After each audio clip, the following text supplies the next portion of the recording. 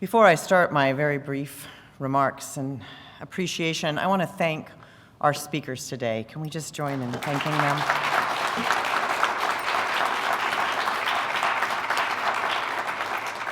It is truly a time in which we need an entire village, and maybe two, to raise our children.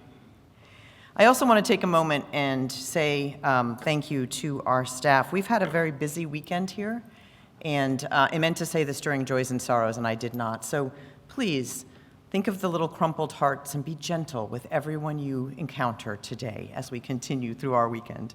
We have worked hard today, and particularly I want to ask you to be grateful and gentle with our own Tristan Thielman, who has just let us know that he will be leaving at the end of this month to go pursue his own new plan, which we are grateful for and very excited about, and also crumples our hearts a little bit. So please join me in thanking Tristan. We'll be thanking him over the next couple weeks. Last week I had the privilege of seeing my niece's high school concert. It was her last high school concert, and I was struck by how much it was like the others I had gone to see from her and from my own children, and also how much it was different. The singers were excellent, they were joyful, maybe a little bit more so because most of their sophomore and junior years had taken place in isolation. The seniors cried, as they do each year at my niece's school. Yet this year, two of them could not stop crying, could not control their tears. What it reminded me of was this, of how amazing this time is and how amazing our children and youth are, how amazing our families are, and also, at the same time, how much they are holding, how much they are struggling. Both of these statements are true like never before. We all know that parenting is something that never stops. In our community, I talk to parents in their 90s who talk to me about their concerns about their children and some of their decisions. In the Bay Area, many households remain multi-generational until the offspring are in their 30s or even 40s or even 50s because of the devastating lack of affordable housing. And of special concern is how parenting those in K-12 has become so much harder than it was a few years ago.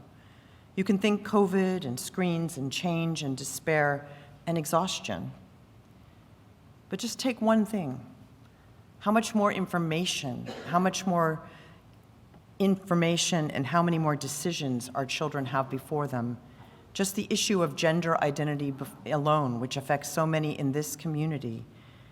I was struck by this as we sang two of the hymns in our hymnal that are about children, and both of them were not particularly gender inclusive. There's just so much change going on. So the spiritual needs of parents, I believe, are centered first on the very important need of us to be seen and to be heard and to be recognized. So I invite you to invoke the image of that heart that our amazing religious educator Indigo Lewis gave us, that crumpled heart, and just think of it as perhaps the heart of your own heart if you are a parent, or the heart of the parent that you most love, and everyone who's a parent but a parent of young children. That would be wonderful to just think of that. And if you're not a parent, to think of the parent that you're closest to. But maybe just put your hand on your own heart for a moment. And let us just think about how much it means to be a parent in these times and how much our support is needed. And because we are a faith that believes that faith and science can live together, I give you just a few moments of social science here in this service from the Pew Research Center, which shows that parents are unusually structured now, more unusually than ever before. Only 40% are being raised in households with both their biological parents, which may actually in many ways be a good thing. And yet it is a change because it means that those kinds of extended families that David talked about become so important. The Pew Research says this, and then there are the concerns and the challenges. When it comes to concerns about challenges their children may face, bullying and mental health issues such as anxiety and depression top the list. And this is important for all parents, but among parents of lower income and those who are from Black or Latinx families, those changes are particularly of concern. 6 in 10 parents worry that their child or any of their children might be bullied at some point, and half worry that their children might struggle with anxiety or depression, or that they may have other things happen to them that I won't mention at the moment. The study says that this is something that's just part of the landscape of parenting now, so put your hand back on your heart, either literally or figuratively, and think about what that means to be a parent in this time when we have so much to worry about, not just those regular challenges of parenting, which Johanna spoke so well of, about how our children will turn out and how we will be as parents. With all of this, parents are struggling to find that balance between giving support and setting boundaries for safety. About 68% of millennial parents say they may be overprotective, and 40% worry that they may be giving too much praise. But how can we not give praise in a world where there's so much going on? How can we not want to sow those seeds of joy that our opening hymn talked about? And for the kids as well. The most recent issue of the UU World, which came to my doorstep this week, said that shows about the changing nature of what we do is so clear. In a sobering statement, the article describes the work of a religious educator, Anguio Lopez Gutierrez McLeod, who has grown a young adult ministry with members in their late teens to early 20s. They gather to get together to deal with issues of grief and spirituality. That is what they decided they wanted to come together for, issues of grief and spirituality. That's very different than what we would have perhaps done together as those communities in the past. And we're so grateful that we have 2 amazing religious educators in this congregation, Indigo Lewis and Marina McGregor, to help guide us through these times. But again, take a breath, touch your heart, think of the heart of the parent that you care most about. The spiritual challenges of raising children today is how to maintain some tiny modicum of equanimity in times when there is so much going on. And we heard about that in the shares from Mary Kelly as well. So many are having to deal with this time of incredible change without the usual level of childcare or outside support. And it's important for them to be seen and to be heard and to be recognized.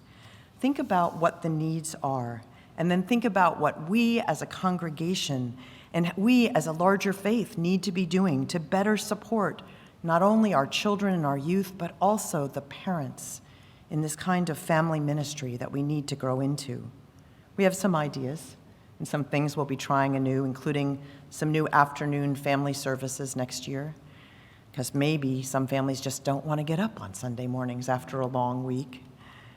But I want us to also think about the fact that we don't really know yet what we need to do. Sometimes we know better what we need not to do.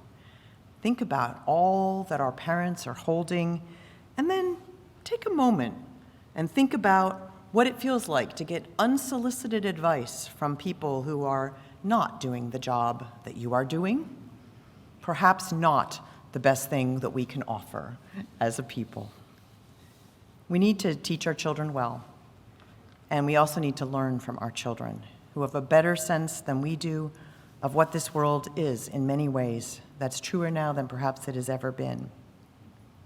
And I hope that we will continue to build this place as a sanctuary and a solace for our families and for our children. If you know of a family whose world would be enriched by the idea that someone cares for them, invite them to join in our summer camp, which will be very fun at the end of July, or to our enjoyable summer Sunday programs. You can put the second Sunday of August on your calendars, and throughout the summer, we're going to be giving you the invitation to bring school supplies to Balloon Sunday, because it's not just our parents, it's our teachers who are under-resourced among us as well. What I'm saying is that we need to make our lives part of this deep ask. That's what I called what I'm saying right now. Some of you recognize that that's what I often use to describe what I believe prayer to be, a deep ask for some resource beyond ourselves. And that's what I believe we need to offer to our families. So one more time, put your hand on your heart, and in the spirit of that deep ask, I invite us to close this service with the spirit of prayer. Spirit of life, God of many names, whose highest name is love, be with us and all of our gratitude for our children, for our youth, for our parents among us, for the grandparents and great-grandparents who give of their time and resources. We ask in this time that we remember, from the setting of the brightest morning stars to the rising of the moon, that we are our grandparents' prayers and we are also our grandchildren's protectors, that we remember that we can teach our children well and we also need always to be able to be supported as learners ourselves, to learn in this new and ever-changing world. May we, in our heart of hearts, continue to offer the resources of solace and sanctuary, that place where perhaps a weary soul can take a breath, put down the burdens of parenting, and simply know that they are heard, that they are loved, that their worth and dignity is seen, and that we support, encourage, and cheer them on.